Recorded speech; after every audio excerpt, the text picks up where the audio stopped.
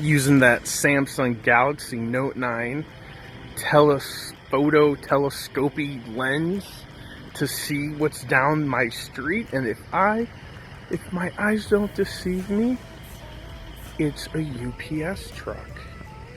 Bringing it back in, bringing it back in, bringing it back, bringing it back, bringing it back. Did you see it? It was on my street, and then it just turned. It knows I'm waiting.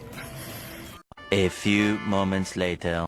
Nothing yet, guys. The website said it was coming down the street. I don't think it's coming today, and I have to leave soon, which means if this doesn't get here in the next couple minutes, I'm gonna have to leave and try to figure it out tomorrow. I don't know what to do. I've never had this happen. Usually when I take possession of a phone, I'm at my office and they deliver during work hours, but now since I'm at my house, they seem to think that they can come at any time. One eternity later. Alright guys, it came. It's all I can show you because the rest has my address.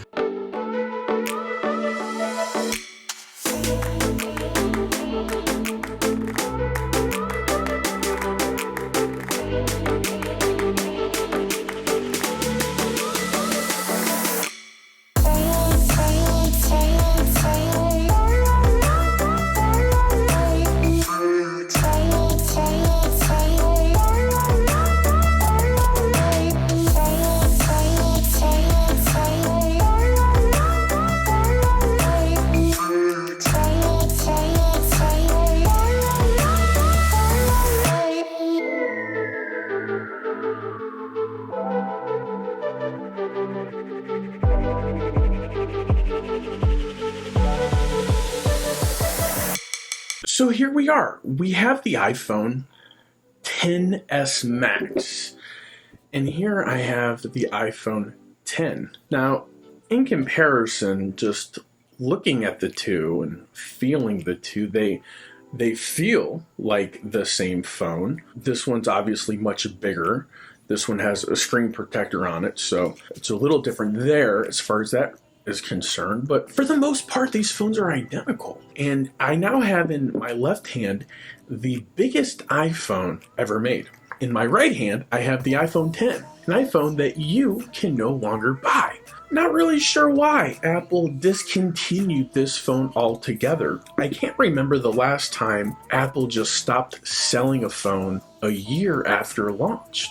Was it that horrible? So what was it about the iPhone X that made it discontinued, that made Apple say, hey, even though last year when we launched the phone, this was the most advanced iPhone ever, with the most advanced display and technology like you've never seen before, but now we've got the XS and the Max, so we don't need that anymore. Okay, so fine. It's a big iPhone. Other than that, I've already been in iOS 12. I was beta on this, so this doesn't really feel new to me. So I don't know if I'm the best person to give you my initial reaction at the moment, my first response to this phone, because I essentially had to do the unboxing and then I had to run out for the evening and now I had to come back and continue recording. My reaction to this, my impression is it's a giant iPhone. It's a big iPhone. Thank you. We needed a big iPhone. When this came out, they told us that it was the biggest display ever,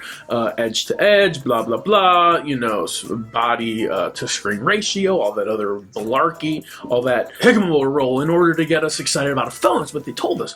But this is big. This is big, right? This is amazing. And that's my big takeaway of today with this phone is big. It's as big as it should have always have been. This phone always should have been this size.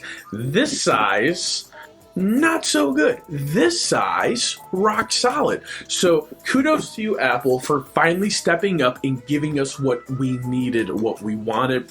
The build on this phone, the 10, it's amazing. The build on this feels just as amazing. I'm sure I'm going to be just as impressed as I was with this when I first started using it. However, I feel like Apple, they didn't go the extra mile when it came to making this phone. Right? There's some other cool features that we're going to play with and kind of enjoy, but for the most part, I don't feel like Apple hit the nail on the head when it came to bringing us this product. I feel like they missed something. The wow factor is missing. They had the stage to do it. Maybe the wow factor's in the Apple Watch, which I haven't received yet, but I'm going to get. I personally have a big adjustment and I have a decision to make. In order for me to give this phone a proper review, I need to put my main SIM card in this device. I need to sync my Apple Watch to this phone and not to this phone. What I'm going to do is sync this up to all my information, get all of my accounts put on it, and I'm going to drown myself in the Apple ecosystem. Drown myself in the Apple ecosystem. Because I want to give myself a chance to properly use this device and review it from a consumer standpoint, not from a biased standpoint one way or the other. Clean slate. I'm going to go into this. Apple's got a clean slate with me. I'll come back, I'll give you my review, and I'll report to you exactly how I feel. It's too soon for me to give you anything other than that. For the Love of Tech is always doing another giveaway. That is right. If you go in the description below, there's a Gleam link. Follow the link.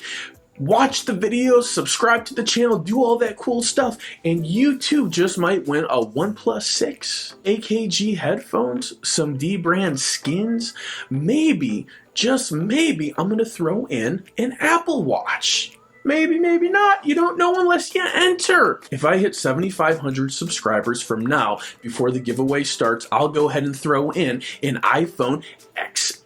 That's right, you heard me. Or maybe I'll even throw in an XR. Maybe I'll throw in the XR. That's a little cheaper. We're going to throw in the XR. Maybe the XS. I don't know. But if we hit 7,500 subscribers, I'm going to give more free stuff away because that's what we do here for the Love of Tech. And if you have been watching, following, subscribing for years, that's fine, because we're going to go ahead and give you a Roman numerals 8027.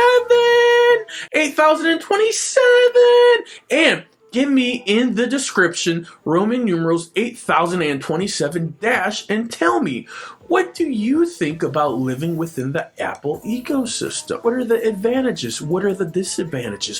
What do I have to look forward to? For the Love of Tech, go in your drawers, go under your bed, go in your closet, go into your kid's room, go into your parents' room, pull those old electronics off the shelf, dust them up, shine them up, package them up, and send them to someone to put a smile on someone's face, because an electronic that isn't being used is a sad electronic. For the Love of Tech, namaste.